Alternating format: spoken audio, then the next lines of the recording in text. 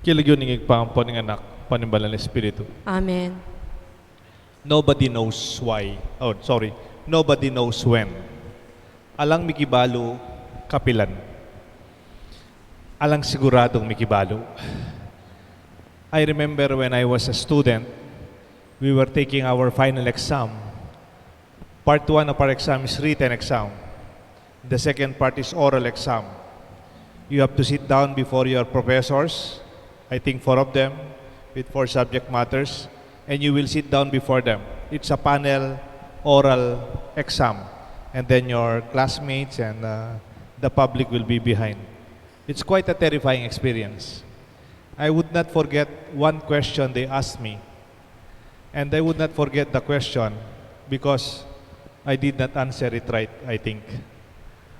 Ang tanong, in philosophy of science, one of my professors said, Deo, we are in the second floor. We were in the second floor conference room. If I will go out dyan sa may veranda and I will jump, mahuhulog ba ako? Practically said, yes, Father, of course. You will fall down. Kung tatalon ka from the second floor, mahulog ka to the first floor. And because the perspective of the question is from philosophy of science, I was wrong. Practically, siyempre sasabihin mo, siguradong mahuhulog ka pag tumalon ka from the second floor. Ang dapat palang sagot, in spite of all the advanced science and ultra-modern technology, even the scientists, even the doctors, they would not ascertain 100% knowledge of what they know. Hindi sasabihin ng sa doktor, inumin mo ito, sigurado, you will be healed. Tapos titignan yung x-ray mo kumisan, parang ganito po yung nakikita ko. It is my opinion.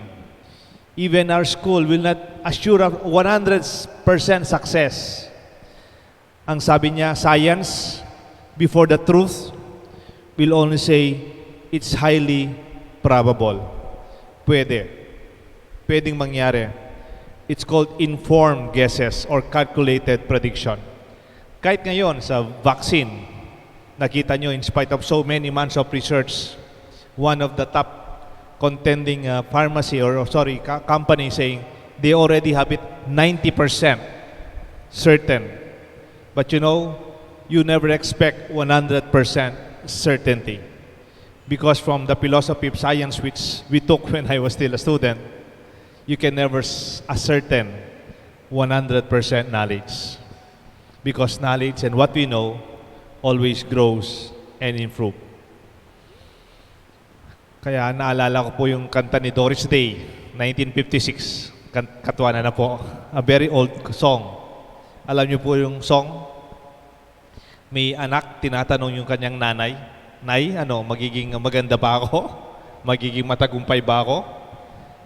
Sabi nitong kanta ni Doris Day, Que sera,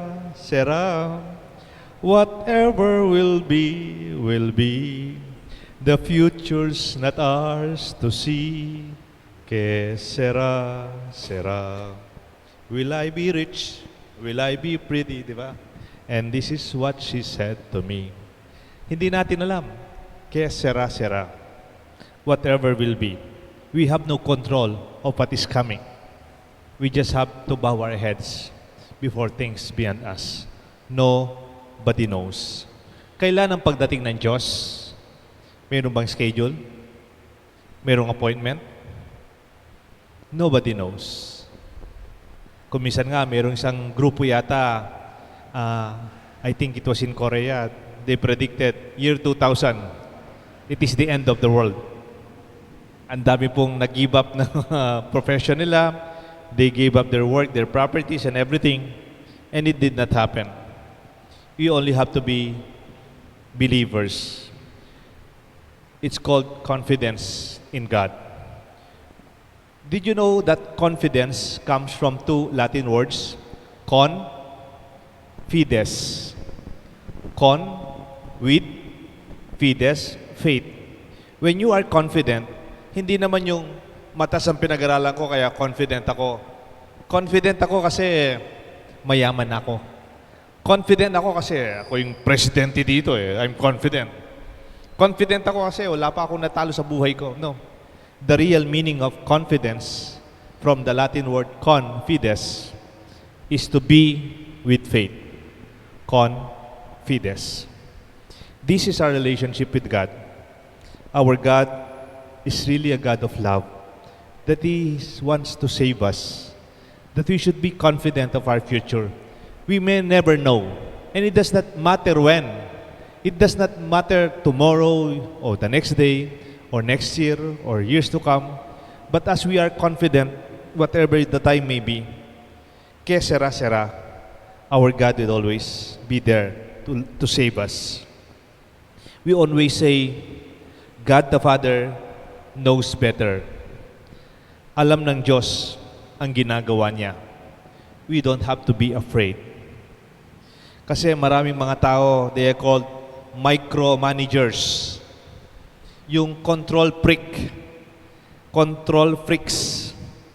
Para bang lahat-lahat dapat sigurado. They should have a hand in every decisions. Ang tawag sa kanila, sigurista. Yung mga all-knowing, dapat alam lahat. Analysis, paralysis, over-preparation, or even overthinking. Did you know that overthinking leads to stress? Mayroon isang book, one small book, ang title, Don't Sweat the Small Stuff. Kung malit na bagay na lang, huwag mo nang patulan. Because we are preparing not for the small stuff. We are preparing for the big deal, for the big one. Remember in the gospel, when the time came, anong ginagawa nila? They are busy with their farm. They are busy doing what they have to do. Even when Noah was inviting them to go to him with the ark to be saved, they were busy drinking, celebrating, marrying, doing what they used to do. They were busy with the details of life. But they did not see what is most important is for them to be saved. Sabi nga, don't leave a stone unturned. No? Ganyan yung mga sigurista. So what? If you will leave a stone unturned, hindi naman natin mauubos yung mga batong yan. There will always be concerns beyond us. We do not know. But there's a certain liberation or experience of freedom pag sinabi mong hindi natin talaga alam. And in fact, that's true. We really do not know everything. Go on with life, with the things that you do not know. And do not be afraid nor even stressed.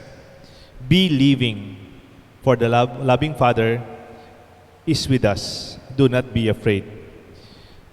Believing is also be living. B-E-L-I-V-I-N-G. Mabuhay ka. Huwag kang matakot. Kasi ang buhay natin ngayon, parang hypnotic. Alam niyo po yung hypnotic? Yung parang naka-hypnosis ka. Para bang programmed ang buhay natin. Pagkagising mo, alam mo na yung gagawin mo. Alam mo na yung kape mo. Alam mo na yung susuot mo. Alam mo yung gagawin mo. Automatic na lang. All automated and pre-designed. No need to consciously decide, no need to think, no need to choose. Remember Martha? When she was so concerned with the urgent, busy life, while Mary was calm, and Mary chose the more important thing. Joseph, remember, the husband of Mary, was running urgently to escape the crisis until when he slept, he found the answer and the plan of God. Mayroong kasabihan, go slower so that you can go farther. Magbagal ka ng konti para mas malayo ang mararating mo. Pero masyado kang mabilis, baka mas magiging mabilis ang buhay mo. Mayroon pong kasabihan yung mga Jesuita. The Jesuits, if I'm not mistaken, kahit presidente ka ng Ateneo, presidente ka ng isang university, after your term, pwede kang gawing principal ng isang Tabuyok High School in Mindoro. Or they can make you a parish priest of a small island community. It does not matter. They will just bring their bag and leave. They are not attached with whatever they do, as they know they're only doing the will of the Father.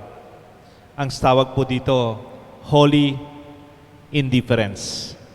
Before I thought indifference is a negative term, of course it is. To be indifferent is not to feel anything, too much about something, or too attached about anything else. But what is wonderful is to have holy indifference. Kung nasira na yung bag mo, okay na, tapon mo na. Ginamit mo ng ilang taon. Or our attachment to things na we cannot let go. Or memories of the past that we are enslaved and even imprisoned. May we have that holy indifference to let go and let God handle everything. Alam ng Diyos ang ginagawa niya. We may not know when. What is important, God knows. May God bless us all. The Father, the Son, the Holy Spirit. Amen.